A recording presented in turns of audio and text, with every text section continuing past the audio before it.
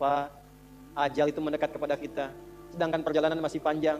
Teman-teman kita sudah di depan, bekalnya banyak sekali. Maksudnya apa? Teman-teman kita sudah ada yang hafal Quran, sholatnya nggak putus, malamnya banyak tahajud, puasanya nggak putus, sunnahnya dikerjakan. Kita ini, ya Allah, mau bangun tidur aja susah ya Allah, mau tahajud aja susah. Sementara ajal datang semakin dekat. Pak, bangun Pak, bangun Pak. Takutnya kita meninggal malam ini, kita nggak bisa menyusul teman-teman kita yang sudah di depan. Itu istri bangunkan suaminya. Ada lagi yang suami mau kerja, dibisikin istrinya, Pak, jangan sampai cari yang haram ya.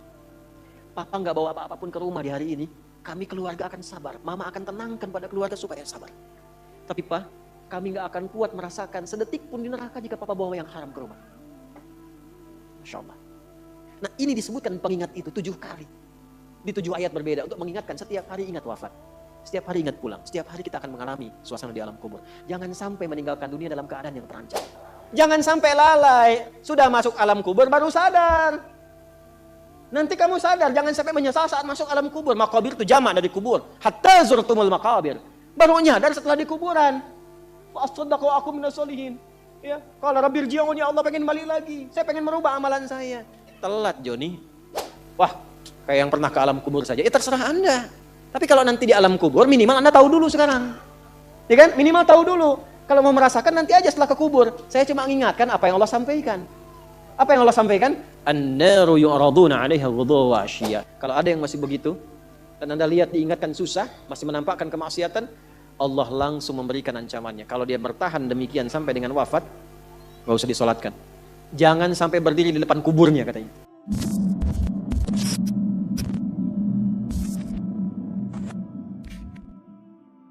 Assalamualaikum warahmatullahi wabarakatuh. Sahabat muslim, setiap manusia pasti akan menempuh fase alam kubur setelah nyawa dicabut. Tahukah kita bagaimana suasana di alam kubur? Bagaimana keadaan orang beriman dan orang yang banyak maksiat? Dalam video ini, mari kita simak penjelasan Ustadz Adi Hidayat tentang gambaran suasana di alam kubur. Lengkap dengan pesan penting agar kita semua mempersiapkan diri sebaik-baiknya. Tonton sampai akhir, semoga jadi pengingat untuk terus memperbaiki iman dan amal. Jangan lupa subscribe, aktifkan lonceng notifikasi, dan bagikan video ini agar makin banyak saudara kita yang semakin sadar akan pentingnya bekal kematian. Selamat menyimak, semoga bermanfaat. Jadi ada kehidupan setelah kematian. Yang dimaksud mati, wafat, maut, meninggal itu adalah meninggalkan dunia. Jadi berpisah kehidupan kita di dunia, memasuki kehidupan baru di alam kubur. Jadi di alam kubur itu bukan diam begitu saja, ada hidup lagi. Ya. Wafat itu maksudnya meninggalkan dunia. Nah kematian itu gerbang pemisah dunia. Rohnya tercabut, selesai, dunianya selesai. Jadi yang dimaksud meninggal itu meninggalkan dunia, membebaskan kita dari kehidupan dunia, selesai dunianya. Seperti di dunia ada kehidupan kan alam dunia, kubur pun disebut alam, ada kehidupan di dalamnya. Cuma hidupnya bagaimana? Ya, seperti antum di dunia ini kalau ingin sukses, ingin bahagia, berbekal, bekerja, beraktivitas. Nah di alam kubur pun itu ada asbabnya. Mesti berbekal juga. Apa di antara bekalnya? Saya ingin motivasikan dulu. Ada orang begitu gembiranya mendapatkan limpahan dari hasil berbekalnya saat di dunia. Yastabshiruna. Nah, billadzina lam yalhaqu bihim min khalfihim alla khaufun 'alaihim wa lahum yahzanun. Kalau mereka mampu, yastabshir bukan basyara. Ada basyara, ada istabsyara, beda. Kalau basyara, orangnya masih hidup. Minta disampaikan pada yang lain yang hidup. Contoh, Nabi Muhammad SAW masih hidup. Diberikan beliau perintah oleh Allah, sampaikan pada umatmu ini sekarang tentang keutamaan surga. Maka turun Quran surah kedua ayat 25. Wa basyiril ladzina amanu wa 'amilus salihati anna lahum jannatin tajri min tahtihal. Tapi kalau kalimatnya menggunakan istabsyara, itu umumnya bermakna ingin menyampaikan tapi tak punya kemampuan menyampaikan karena keadaannya sudah berbeda. Perhatikan detailnya bahasa Quran. Orang yang wafat yang menjadikan hidupnya berdedikasi untuk menaati Allah, di alam kubur diberikan kenikmatan, saking nikmatnya pengen kasih tahu yang masih hidup. Wa yastabsyiruna billadzina lam yalhaqu bihim min khalfihim. Mereka ingin menyampaikan pada yang masih hidup, gak usah nangis. Jangan banyak meratap. Saya ini sudah mendapatkan kesenangan melebihi apa yang pernah kita dapati saat di situ itu. Kalau bisa cepat ke sini, itu kalimatnya. Kalau bisa cepat ke sini. alla khaufun alaihim walahum yahzanun. Enggak usah takut dengan kematian. Jangan banyak nangisi saya. Jangan banyak meratapi saya. Itu kalimatnya. Dan di antara mereka ada yang Allah jaga sampai ke jasad-jasadnya. Saya bersaksi demi Allah, Anda boleh catat kalimat ini. Saya kemarin waktu ke Mekah, alhamdulillah Allah tunjukkan beberapa. Ya, saya diantaranya berziarah ke makam Kiai Haji Maimun Zubair Bahmun, termasuk ke ibunda tercinta Sayyidah Khadijah. Ya, Sayyidah Khadijah radhiyallahu taala anha. Ini ya enggak apa-apa disebarkan juga karena memang saya mengalami dan saya menyampaikan. Saya begitu melewati pemakaman-pemakaman, lalu di makamnya Mbah Mun itu, kemudian kita di situ berdoa kebaikan. Ya kan adab kita kalau sama ulama nggak mungkin minta ampunan. Adabnya kan tambahkan kemuliaan, tambahkan cahaya, gitu kan? Ya kan? Dan telah selesai kan? Baik. Itu bau harum yang saya dapat. Wangi. Supaya saya tanya teman-teman, antum pakai parfum apa? Nggak ada. Wangi makamnya. Ya. Dan saya datang ke situ itu di waktu yang memang dilarang berkunjung. Pada zuhur. Kunjungan itu ba'da subuh dengan ba'da asar. Baru ada orang berkunjung. Dia tahu kalau ngasih minyak wangi ke situ itu tidak mungkin lah. Walaupun ada tuh kena panas selesai gitu. Ini waktunya datang ke situ ditolak. Kata bukan waktu kunjungan. Terus saya sampaikan ada ini saudara kami meninggal ayahnya di sini dan dimakamkan di sini. Saya ingin berziarah. Nah kita pakai jubah, pakai sorban putih itu biasanya kalau di sana imam. Singkatnya diperkenankan masuk. Ya, cuma saya berempat itu. Ya, saya 2 pendamping 2, kemudian 1 sahabat kami Pak Mukhlis Hasim, ayahnya Ustaz Hasim Yahya. Orang baik, orang saleh, tinggal 30 tahun di Mekah. Ya, jadi ustaz, dai, wafat, punya 3 permintaan. Wafat hari Jumat, ya, kemudian juga bisa menyempurnakan Ramadan dan disolatkan di Masjidil Haram. Alhamdulillah, ya, terkabul. 2 terkabul, yang 1 diselesaikan Ramadan sampai ke Syawal dulu. Ya, jadi disolatkan di Masjidil Haram. Tadinya nggak bisa dimakamkan di Ma'la. Yang ketiga minta di Ma'la. Tadinya nggak bisa dimakamkan di Ma'la. Yang ada tertulis di pekuburan Roya. Tapi last minute yang terakhir masuk Masjidil Haram tiba-tiba bisa di Ma'la. Maka ketika dimakamkan di Ma'la, kami datang ke sana, kami berziarah. Nah itu Masya Allah. Kemuliaan itu luar biasa.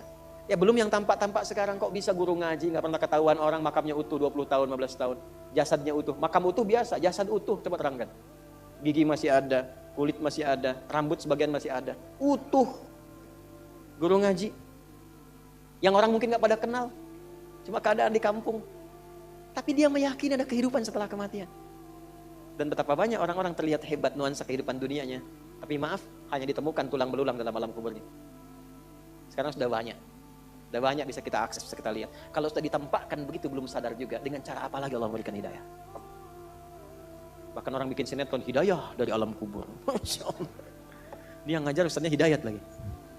Hah? Nah karena itu nggak boleh berleha-leha. Maka ini yang senang ini yang kalau nggak percaya, ikutin aja dulu. Nggak ada ruginya atau meninggal juga. Nggak ada ruginya kan? Atau meninggal juga. Dan kegiatan kita nggak berubah. Antum yang ke kampus juga. Cuman kita merubah caranya. Kita niatkan karena Allah. Innamal a'malu bin. Iya kan tetap ke kampus yang sama. Belajar di tempat yang sama. Ujian dengan soal yang sama. Nggak ada ruginya. Yang meningkat apa? Kualitasnya. Yang meningkat semangatnya. Meninggal juga sama-sama meninggal juga. Jadi kalau kita ikhtiarkan dari sekarang, tidak merubah keadaan dunia kita. Yang presiden tetap presiden. Yang bupati tetap bupati. Yang pebisnis tetap pebisnis. Nggak merubah keadaan kita. Lebih berkualitas dunianya, saat meninggal punya jaminan. Yang kasihan tuh yang nggak punya harapan. Nggak ada kehidupan setelah kubur. Dunia nikmati. Terus ente setelah meninggal dunia kemana? Itu gimana nanti? Nggak punya harapan. Yang begitu jangan diikutin. Orang nggak punya harapan diikutin. Orang nggak jelas tuh jangan diikuti. Kita tuh punya dasar pengetahuan. Quran surah 17 ayat 36. Wala taqfu ma laysa laka bihi ilmun. Inna sam'a wal basara wal fu'ada kullu ulaika kana anhu mas'ula. Nah sekarang itu teman-teman kita punya harapan. Diterangkan dari sekarang. Makanya selama hidup kalau pengen seperti itu jangan main-main hidup dunianya. Maka turunlah surah At-Takatsur ayat kedua. Alhaakumut hatta zurtumul maqabir. Kalla. Jangan sampai lalai. Sudah masuk alam kubur baru sadar. Nanti kamu sadar. Jangan sampai menyesal saat masuk alam kubur. Maqabir itu jamak dari kubur. Hatta zurtumul maqabir. Baru nyadar setelah di kuburan. Wa as-saddaqu aku minas solihin. Ya, kalau Rabbir ji'un ya Allah pengen balik lagi. Saya pengen merubah amalan saya. Telat Joni. Dengan malaikat kan santai aja kan. Telat. Gak bisa balik lagi. Nah, apa yang melalaikan seseorang sampai kemudian baru sadar di alam kubur? Di antaranya apa? Alhaakumut. Nah, terlalu tertambat hatinya dengan dunia. Harta. Gak dilarang memperbanyak harta, silahkan banyakin. Tapi untuk apa? Fisabilillah. Taati Allah dengan harta itu. Maaf, jangan kebayang kalau fisabilillah itu untuk infak saja. Cari kotak masjid, ya setanah kusir. Nggak begitu, kan ada konsepnya. Ini untuk yang di keluarga, bagaimana kenyamanan di rumah, bikin rumah yang nyaman sehingga punya musalla. Ya, anak-anak sekolahkan di tempatnya mengenal Allah, tingkatkan kualitasnya. Pakai untuk umrah, pakai untuk haji, lihat saudara-saudara di samping. Setelah itu lebarkan. Baru ada babnya lagi setelah orang tua, saudara, kerabat, ada anak yatim, baru dibuka untuk umum. Itu ada petanya. Nah, sekarang pandai-pandai dengan harta, antum menghitung kebutuhan sebulannya berapa. Tabungan pemetaannya berapa. Nah, yang lewat dari situ, itu titipan Allah, bekal antum untuk mendapatkan ridhonya. Sebelum diambil. Antum gaji 30 juta, kebutuhan rumah tangga 15 juta, tabungan 5 juta. 10 juta itu bekal tabungan antum untuk akhirat. Maka babnya keluarkan di Quran. Apa bab ibadah lewat harta? Tunggangi itu. Jangan terlalu bergantung. Nanti begitu meninggal baru sadar. Mau balik lagi nggak bisa. Antum sekarang punya kedudukan. Suatu saat hilang kedudukan itu. Pelajari bab tentang fikih kedudukan. Bagaimana menaati Allah lewat kedudukan. Bikin kebijakan yang baik. Sebelum meninggal. Antum lagi belajar sekarang. Taati Allah lewat ilmu. Bagaimana cara belajar yang benar. Sebelum meninggal. Inilah hatta zurtumul maqabir. Jangan bangga mengumpul-ngumpulkan. Takasur itu gemar mengumpul-ngumpulkan. Koleksi, ngitung-ngitung. Maaf ya, nanti ngitung-ngitungnya di Al-Adiyat. Kita lihat nanti. Yang pertama, ada motivasi hidupnya mengumpulkan kekayaan dunia saja. Alhaakumut takasur. Ngumpulkan nilai, ngumpulkan gelar, ngumpulkan ijazah. Orang ustaz ngajar ngumpulkan jamaah. Cuman pengen jamaahnya banyak. Cuman pengen terkumpul popularitas. Sekarang mengumpulkan subscriber. Ustaz pun gak bebas itu. Gak bebas. Hati-hati, gak bebas dengan ini. Hati-hati. Ada yang kerja ngumpulkan harta aja. Ya? Ada yang ngumpulkan, hitung sebanyak-banyaknya. Sampai lupa. Tidak menjadikan semua itu sebagai bekal pulang. Selanjutnya. Al-Adiyat ayat 9. Afala ya'lamu idza bu'athira ma fil qubur wa hussila ma fis. Tuh. Ini untuk pelaku maksiat. Yang banyak berbuat maksiat. Apa nanti enggak malu dan enggak khawatir kalau itu diungkap di alam kuburnya? Silahkan anda tutup-tutupi saat di dunia. Tapi kalau enggak ditobati, di alam kubur akan terasa. Saya ulangi, di alam kubur akan terasa. Silahkan tutupi. Jadi ada dua tipe pelaku maksiat ini. Yang pertama, pelaku maksiat yang menutupi kemaksiatannya, tapi tidak tobat. Ya, awas, ini tipe pertama. Yang saya maksudkan pelaku yang tidak tobat ya, bukan yang tobat. Jadi pelaku maksiat, dia sadar dia maksiat. Dia bisa tutupi dari manusia, tapi dia pilih nggak tobat. Nah ini nanti akan diungkap di alam kubur dan diberikan satu muqaddimah azab nerakanya. Yang kedua, pelaku maksiat yang sadar dengan maksiatnya dan secara terbuka dia bermaksiat. Karena merasa kuat dengan menunaikan atau mengerjakan perbuatan maksiat itu. Ya. Biasanya nanti ada kita akan lihat nih. Ya, nanti di Quran banyak tipenya. Ada yang punya kedudukan, ada yang punya harta, karena merasa banyak harta dia bisa bayar. Sehingga nyaman dengan maksiat. Ya? Terancam, bayar, selesai. Ada yang mau menyakiti, bayar, selesai. Ada yang mau protes, bayar, selesai. Dia merasa bisa bayar, itu ada. Dan tokoh tertingginya Qarun kan? Ya, tokoh tertingginya siapa? Qarun. Nanti ada ayat di Quran banyak sekali, banyak. Termasuk nanti fase Madinah. Ya, di Ali Imran tuh banyak sekali. Yang kedua yang punya kedudukan. Ya, contoh tertingginya Firaun. Dia merasa punya kedudukan, merasa punya segalanya. Setelah itu dia tampakkan kemungkaran, berbuat maksiat karena merasa bahwa tidak akan ada yang bisa menghalangi dengan kedudukan itu. Nah, itu dua tipe seperti itu. Turunlah kemudian surah Al-Adiyat ini salah satunya. Afala ya'lamu idza bu'athira ma fil wa hussila ma fis, akan diungkap suatu saat nanti. Kalaupun Anda tutupi. Tapi bagi yang terakhir, perhatikan baik-baik. Bagi yang merasa nyaman dengan kekuatannya, baik itu kedudukan ataupun harta, sehingga terang-terangan berbuat maksiat dan merasa tidak ada yang mampu untuk mencegahnya, itu saat masuk kuburnya langsung ditampakkan neraka pagi dan petangnya. Di surah Ghafir, surah ke-40, ayat 46. An-naru yu'raduna 'alaiha ghuduwan wa 'ashiyya. Hati-hati. Ya, hati-hati. Wa yauma taqumu as-sa'atu adkhilu ala fir'auna ashaddal adzab. Ya, dicontohkan langsung Fir'aun dan koleganya. Kolega Fir'aun itu ada beberapa jenis. Satu, pemodalnya, pengusaha yang zalim. Ya. Itu namanya Qarun. Jadi biasanya kalau ada penguasa zalim di backing oleh pengusaha gelap misalnya, itu sudah komplit tuh keburukannya. Ya. Nah ini dikisahkannya dengan Qarun yang pengusaha gelapnya. Kemudian ada pemikir yang menyimpangnya. Ya, pemikir yang menyimpang. Jadi ada intelektual yang hanya menguatkan kebijakan-kebijakan buruk saja supaya ini jalan. Orientasinya dunia. Ya. Siapa? Haman, sekaligus jenderalnya juga, Haman. Kisah Ba'lam berbeda nanti. Nah, ini disebut dengan koleganya ala Firaun. Jadi biasanya, hati-hati, fikihnya maksudnya begini.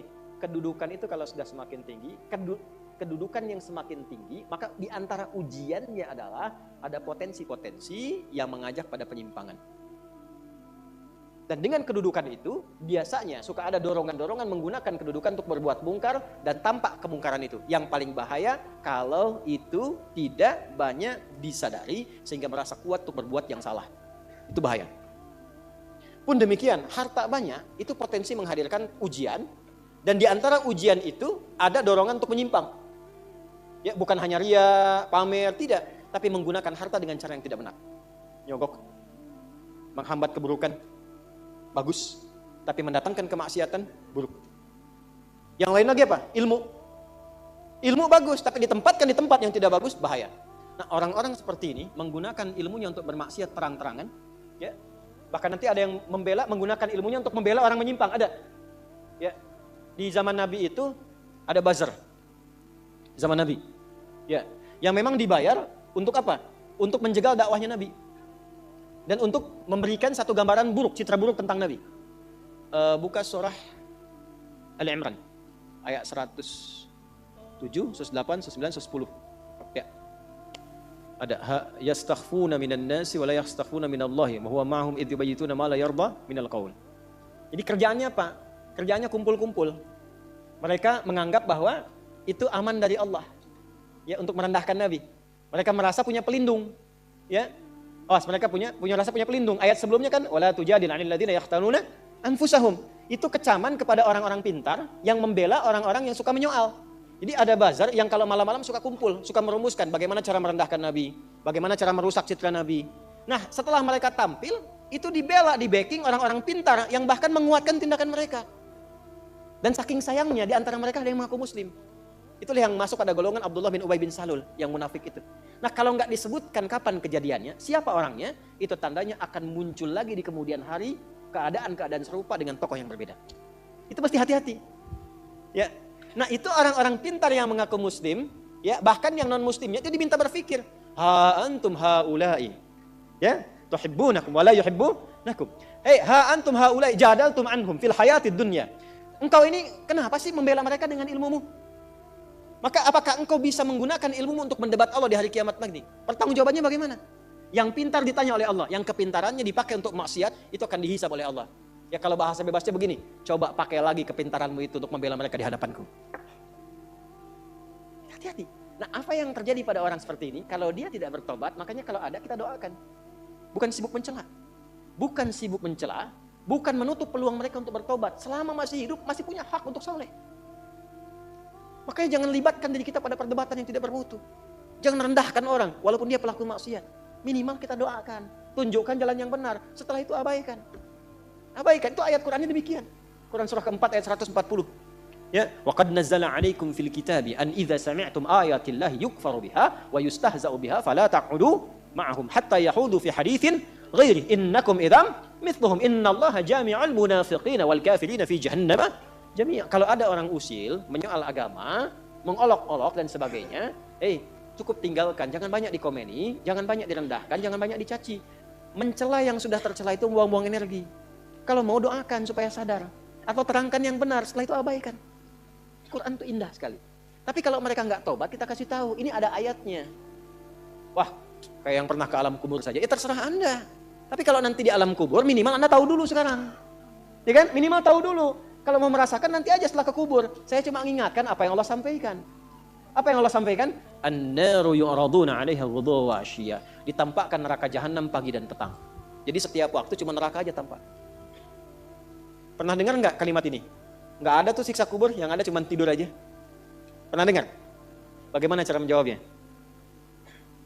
Gampang. Kalau ada yang mengatakan nggak ada siksa kubur, yang ada cuma tidur saja, maka tanyakan pada mereka, kira-kira kalau kamu tidur ketemu kuntilanak botak, yang jeleknya naudzubillah, terus teriak-teriak di depan muka kamu, kamu pengen cepat bangun atau tidur terus? Biasanya kalau mimpi buruk bangun atau tidur terus? Bangun tuh karena takut atau tidak? Merasa tersiksa tidak? Maka tidak ada siksa yang paling pedih kecuali saat orang, berada di alam kuburnya tak bisa bangun lagi, ditampakkan neraka terus di alam kuburnya. Bukankah itu siksaan? Jadi nggak usah bicara tentang man rabbuka man imamuka ma kita buka. Gampangnya ente kalau tidur mimpinya ketemu neraka jahanam terus dari pagi sampai terus dan nggak bisa bangun-bangun, tersiksa nggak? Nah itulah gambaran pertama yang disampaikan dalam Al-Quran. Jadi orang-orang yang maaf sekali gemar mengumpulkan harta hanya untuk pamer saja, untuk mengoleksi dunia, tak pernah punya visi hidup untuk pulang, maka mesti hati-hati. Alhaakumut takatsur. Orang yang maksiat terbuka nggak mau sadar mesti hati-hati, ya, karena cara pulangnya itu berbeda. Teruskan. Quran surah Al-Infitar ayat keempat. Ketiga, kan 8 ya semua ya. Wa idzal quburu bu'thirat. Al-Infitar ayat keempat. Apabila yang dikubur itu sudah terungkap, terbuka semua. Maksudnya selesai. Terbelah. Ini kiamat. Jadi dikubur pun gak selamanya. Ya. Ada yang pengen abadi di alam kubur? Tidak, gak selamanya. Ya. Jadi kalau yang nikmat di alam kubur tadi, kan diberi kenikmatan ya, kenikmatan pembuka. Itu cuma mukadimah aja Pak Bu. Insya Allah nanti kalau sudah masuk kubur, ya, insya Allah mudah-mudahan dimuliakan. Itu kalau dapat kemuliaan, itu cuma pembuka. Itu cuma pembuka saja, mukadimah saja. Diberi kenikmatan melimpah, enak, istirahat, nyaman dan macam-macam, ya. Itu cuma pembuka aja. Nanti satu masa selesai di situ. Wa idzal quburu bu'thirat. Selesai semuanya, balik kita ke alam lain, puncaknya ke akhirat. Nah, ayat ini Al-Infitar ayat yang keempat ingin menegaskan di alam kubur pun tidak abadi. Pindah. Oh, berarti yang pelaku maksiat tadi menyimpulkan, enggak apa-apa kan cuma sementara mimpinya bangun. Iya, Cepi, cuma saat bangun lebih dahsyat. Jadi yang dimimpi keluar semua. Ya. Ya. Terus, Quran surah Abasa. Ya, surah 80 ayat 21. Baik, pelan-pelan.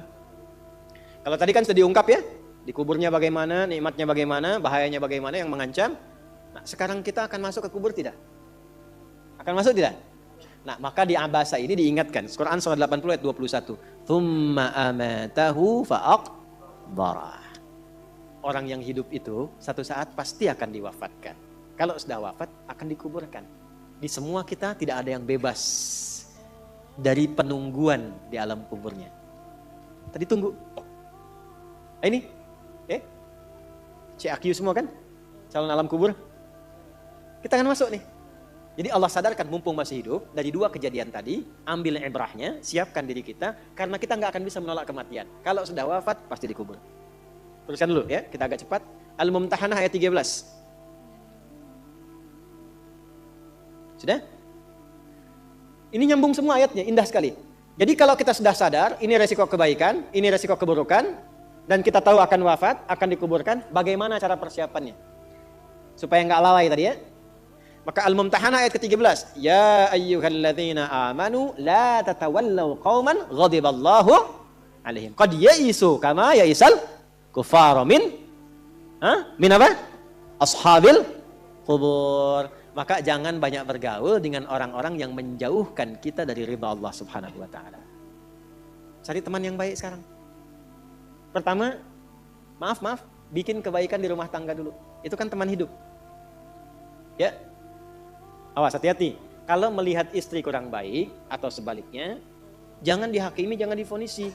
Justru Allah kirimkan antum itu untuk menebarkan kebaikan dan menyempurnakan kesemaan bersama. Jelas? Jadi sekarang yang dilakukan teman hidup dulu. Rubah jadi baik dulu. Anak-anak jadi baik dulu. Setelah itu cari tempat tinggal yang baik. Bergaul dengan orang baik. Antum yang kuliah cari teman yang baik. Antum yang kerja cari teman yang baik. Maaf. Kalau ada tawaran, kedudukan, hartanya berlipat, tapi menjauhkan Anda dari Allah, ingat ini. thumma amatahu fa aqbarah. Ingat saat ditawari itu Anda meninggal, dikubur. Dan ingat ancamannya. Ingat pasalnya tuh. Ya, ingat suratnya. Paham? Nah, karena itu masukkan ayatnya, jangan sekali-kali menjadikan keadaan di sekitaran kita justru memperkuat datangnya ancaman Allah dan nestapa saat kembali ke alam kuburnya. Bahkan orang-orang yang tidak beriman pun, yang buruk pun, yang beriman tapi maksiat pun, itu sejatinya ketika temannya masuk ke kubur gak mau ikut-ikutan. Makanya disindir oleh Allah. Hei, kamu ini sadar gak sih? Orang yang mengajak kamu maksiat itu, lihat temannya meninggal pun, temannya wafat pun, dia gak pengen ikut. Kadang-kadang dia abaikan. Coba lihat. Ya, ada pimpinan misalnya, tingkat tertinggi. Lihat anak buah bawahnya misalnya. Menjalankan tugas bahkan dari dia untuk berbuat salah, berbuat maksiat. Ya, apakah mengedarkan narkoba. Atau misalnya membackingi kegiatan yang tidak baik. Lalu tiba-tiba dia wafat. Apakah peduli atasannya? Tidak. Yang ada yang terjadi, jangan bawa-bawa atasan. Padahal dia yang nyuruh. Terus Anda mau jadikan teman yang seperti itu? Dia pada kawannya saja nggak bertanggung jawab. Dengan imannya saja dia nggak peduli. Kalau dia dengan Allah saja nggak peduli, kenapa Anda dia jadikan teman? Dan kenapa Anda menjadikannya dia teman? Kalau bahasa anak sekarang tuh begini, Allah aja dia gituin, apalagi kamu. Ya kan? Ya, Nabi aja dia cuekin, apalagi kamu kan? Ini peringatan Quran, ini bukan dari saya. Ini peringatan Quran. Jangan sekali-kali Anda dimanapun Anda berdinaskah, tugas formal, Anda berdagangkah, jangan berteman dengan orang menyimpang. Karena saat Anda susah pun yang akan peduli. Temannya aja yang sama-sama berbuat menyimpang, dia sisihkan, apalagi Anda. Paham? Teruskan. Quran surah ke 35 Fatir ayat 22. Wa ma yastawil ahya'u wal amwat. Innallaha yasma'u man yasha' wa ma anta bimusmi'in man fil qubur. Kalau Anda masih belum sadar juga, kata Allah, hei, kamu ini masih hidup, masih punya harapan, masih punya bekal. Kalau sudah meninggal, nggak sama keadaan orang hidup dengan wafat. Mumpung kamu masih hidup, karena kalau sudah meninggal, temanmu yang meninggal pun kamu nggak bisa dengar suaranya. Cuma saya yang tahu keadaan di alam kubur. Karena saya tahu, kata Allah, dan saya punya Rahman dan Rahim, dengan sayang saya sampaikan kepadamu. Karena sayang saya. Ibu maaf, kalau ada anak misalnya, ingin berbuat menyimpang, ibu cegah tidak? Kenapa? Karena ibu sayang. Karena itulah ibu saking sayangnya, maaf jangankan anak lahir, di dalam saat dikandung pun bukankah dijaga dari yang maksadat? Dijaga dari yang merusak. Ibu kalau sedang mengandung, mau nggak makan makanan yang kotor? Makanan yang merusak? Tidak kan? Kenapa? Karena sayang kepada bayi yang dikandung, janin yang terkandung. Di tempatnya pun disebut oleh Allah dengan rahim. Karena ada rahim, dijaga betul. Miring kanan susah, kiri susah, telungkup gak mungkin. Dijaga supaya apa? Supaya di dalamnya merasakan ketenangan. Karena apa? Karena ada tempat disebut dengan rahim. Nah, Allah itu sifat rahim melekat kepadanya. Karena sayang dengan kita diingatkan. Bahasa bebasnya gini, karena saya sayang engkau dengan rahimku. Karena saya cinta kamu dengan rahmanku.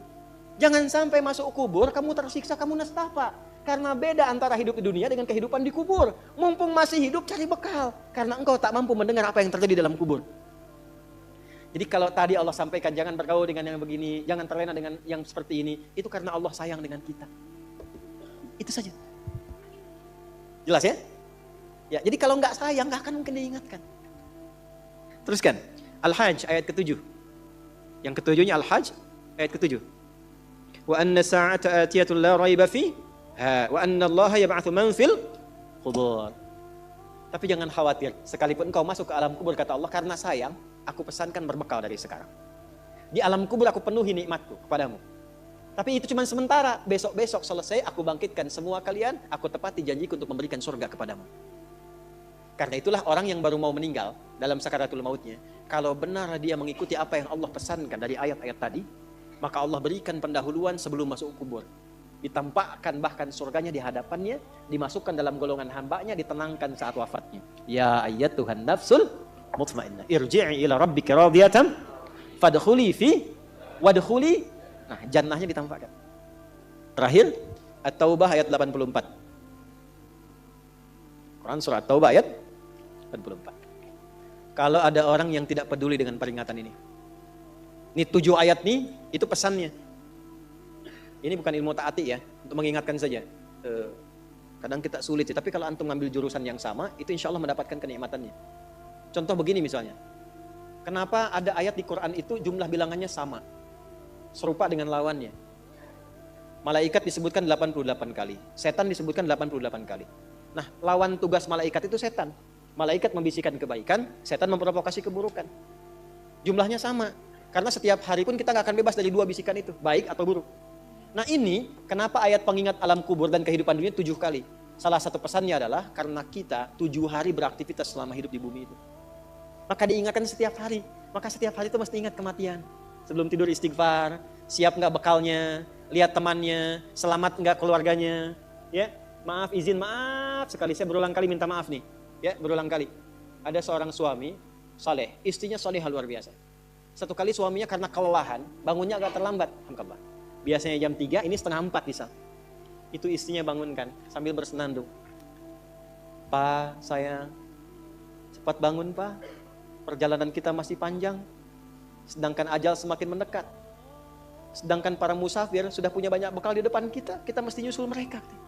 Bangun Pak. Itu Masya Allah kalau pakai bahasa Arab indah sekali. Pak, ajal itu mendekat kepada kita, sedangkan perjalanan masih panjang. Teman-teman kita sudah di depan, bekalnya banyak sekali. Maksudnya apa? Teman-teman kita sudah ada yang hafal Quran, sholatnya nggak putus, malamnya banyak tahajud, puasanya nggak putus, sunnahnya dikerjakan. Kita ini, ya Allah, mau bangun tidur aja susah ya Allah, mau tahajud aja susah. Sementara ajal datang semakin dekat. Pak, bangun Pak. Bangun Pak, takutnya kita meninggal malam ini, kita nggak bisa menyusul teman-teman kita yang sudah di depan. Itu istri bangunkan suaminya. Ada lagi yang suami mau kerja dibisikin istrinya.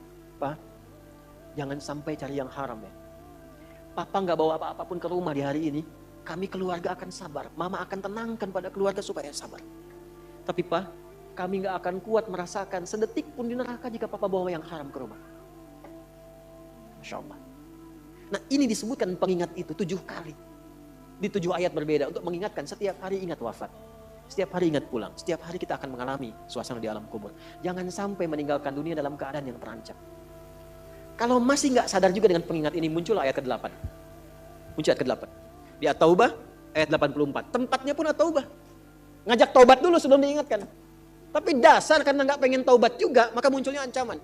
Kalau ada yang masih nggak peduli, bahkan ada orang Islam yang masih bertahan dengan keburukannya, menampakkan ke orang lain dengan sifat nifaknya, maka turun ayatnya. Wala tusalli ala ahadim minhum mata abada. Wala taqum ala qabri. Allahu akbar. Innahum kafaru billahi wa rasuli wa matu wa hum fasiqun. Kalau ada yang masih begitu, dan Anda lihat diingatkan susah, masih menampakkan kemaksiatan, Allah langsung memberikan ancamannya. Kalau dia bertahan demikian sampai dengan wafat, gak usah disolatkan. Jangan sampai berdiri di depan kuburnya katanya. Kurang apa lagi? Tiap hari diingatkan, 7 kali, 7 hari beraktivitas, 7 kali diingatkan, diberikan kasih sayang, diarahkan pada yang benar, ditunggu sampai tobat, tapi masih mengancam, masih menampakkan kehebatannya sampai dia wafat. Maka peringatannya apa? Orang-orang yang sengaja menantang berbuat maksiat, menghalalkan dosa yang besar, itu dihukumi oleh Quran. Kafaru billah. Yang menghalalkan dosa besar itu dihukumi kufur. Tapi jangan sembarangan, ya, jangan sembarangan menghukumi. Karena ada yang punya otoritas di situ. Gak boleh Anda sembarangan, ini kufur, ini togut, ini gak boleh. Gak boleh. Ada yang punya otoritas. Dan ada yang paham fikihnya. Gak boleh sembarangan. Hati-hati kalau ada aliran mengajak Anda, ini togut, ini aja, bunuh aja, tembak aja. Tinggalkan itu. Tinggalkan. Karena ada yang punya otoritas untuk menentukan klasifikasi mana yang benar, mana yang salah, mana yang ini, mana yang begitu. Jangan sampai terbawa pada aliran demikian. Jelas ya? Baik. Tapi kalau ada yang nekat berbuat maksiat sampai wafat, kata Allah, Nabi pun sampai dilarang. Jadi ini ayat turun tentang Abdullah bin Ubay bin Salul yang hidupnya mengaku muslim tapi banyak sekali menyakiti Nabi. Banyak berbuat maksiat, bahkan merencanakan pembunuhan kepada Nabi. Ditampakkan oleh Allah, begitu Nabi ingin menampakkan sisi kemanusiaan dengan menyolatkannya, turunlah ayat ini. Jangan disolatkan Muhammad. Jangan disolatkan. Biarinnya sama teman-temannya. Jadi biasanya orang munafik ketemu munafik lagi. Ketemu munafik lagi. Hati-hati. Jangan sampai yang menyolatkan itu sama munafik, sama perbuat maksiat. Orang Islam dilarang yang beriman yang baik, bahkan wala taqum ala qabri. Ke kuburnya pun jangan diantar. Jangan berdiri di depannya. Jangan sampai terancam demikian. Karena itu kalaupun ada yang nampak ciri-cirinya, kita doakan supaya kembali ke jalan yang benar. Kita tunjukkan kebaikan dengan lemah lembut. Supaya dengan itu sadar dan menjadi bagian dari orang-orang beriman yang mendapatkan ridha Allah Subhanahu wa taala. Apalagi kalau itu bagian dari keluarga. Paham? Subhanallah, sungguh nasihat yang menggugah hati. Semoga penjelasan Ustadz Adi Hidayat tadi membuat kita semakin sadar bahwa kematian pasti datang dan alam kubur menanti dengan suasana sesuai dengan amal perbuatan kita di dunia. Mari kita jadikan hidup ini sebagai ladang amal, memperbanyak taubat, dan memohon ampunan agar Allah memberikan kita husnul khatimah dan ketenangan di alam kubur. Silakan tulis tanggapan atau pengalaman Anda di kolom komentar untuk saling mengingatkan dalam kebaikan. Jangan lupa subscribe, aktifkan lonceng notifikasi, dan bagikan video ini agar semakin banyak saudara kita yang tersadarkan dan siap mempersiapkan diri menuju kematian dengan bekal terbaik. Wassalamualaikum warahmatullahi wabarakatuh.